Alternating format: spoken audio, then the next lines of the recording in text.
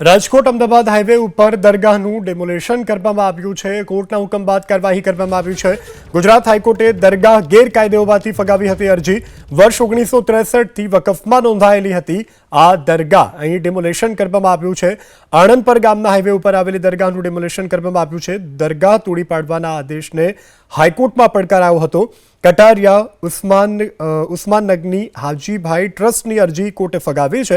Justice અનિરુદ્ધા પી માથીએ સરકારના સત્તાવાળાઓના નિર્ણયને માન્ય રાખ્યો છે। તો હાઈકોર્ટના આદેશથી હાઈવેના વિસ્તરણનો માર્ગ હવે મોકળો થયો છે। પ્રશાસને ચુસ્ત બંદોબસ્તની સાથે ડિમોલેશનની કામગીરી હાથ ધરી છે।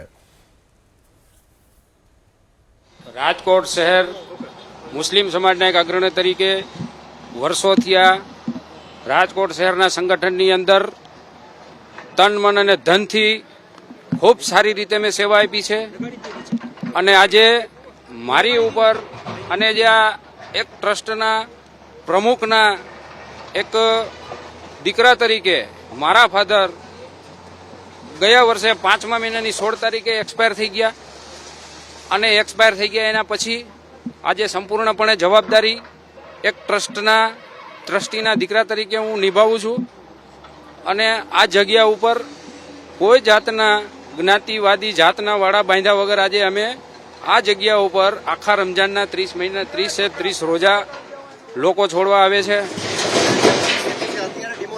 અને ડિમોલેશન આજે કેટલા સમયથી આ સમસ્યા ચાલતી હતી। અનિરુદ્ધા માયુ સાહેબની કોર્ટની અંદર હાઈકોર્ટમાં અમે પિટિશન દાખલ કરેલી હતી। અમારા ટ્રસ્ટી એક હયાત છે એના નામથી અને કેટલા સમયથી 3 મહિના તારીખ પડતી હતી અને એ લોકોએ જે રિઝલ્ટ આપ્યું અમારી અરજીને રિજેક્ટ કરી।